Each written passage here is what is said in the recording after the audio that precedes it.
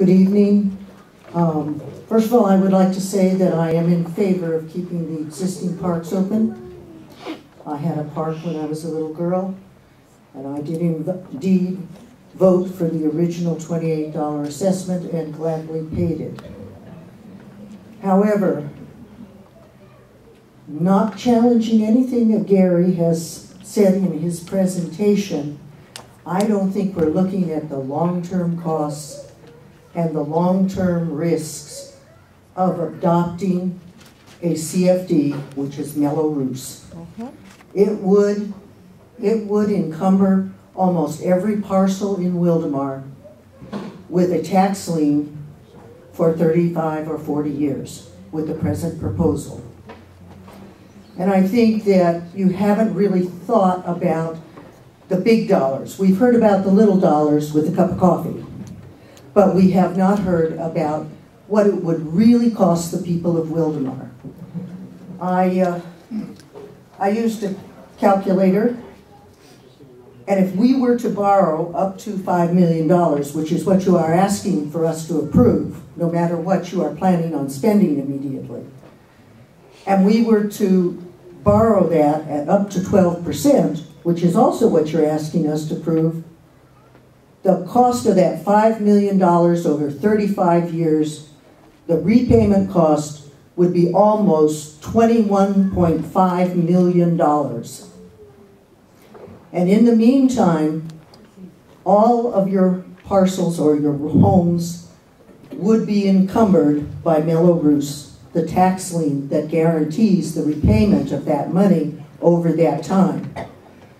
I was a licensed realtor for a while, and I'm very aware of the risks and disadvantages of Mello-Roos. When I was shopping for my house 23 years ago, at the top of my list was a reasonable to low property tax rate and no Mello-Roos. And I think it's very, very important that everybody understand that that stays with the property for the entire length. Your children, your grandchildren, and your heirs could be paying for this. And I think it's something that we all have to be aware of. The other thing that I object to strenuously is the senior exemption. First of all, I don't think it's legal. I don't think you can exempt a class of people, even though I would be one of the beneficiaries of that exemption. You can't do that. You can only exempt parcels. And that has to be done in advance of the formation, not afterwards. And I think that the senior exemption is a gimmick. It's a gimmick intended to convince seniors that they can vote for the approval of this tax without having to pay for it. And also, none of your calculations about the money seem to include the fact that there might be literally thousands of people out of the almost 13,000 parcels that would apply for the refund if it were legal. And I also don't think that it's been made clear that they could, even if they could get a refund on the tax, that the Mello-Roos would encumber their property with the lien. And as you know, tax liens don't go away. The other thing I wanted to ask, a question, a point-blank question. Do we have title to the parkland on the east side of the freeway? It's my understanding that the title has never been transferred to the city and that it still rests with the county. That's right. Is that correct? That's right. I think people need to hear that and know that we would not be borrowing money to build a park on land that we already own.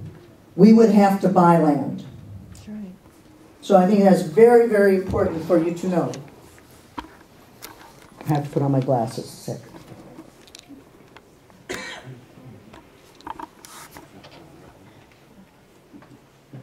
And the other thing I would like to point out is that in the original assessment, which was passed and which many of us paid for, it did not include recreation programs.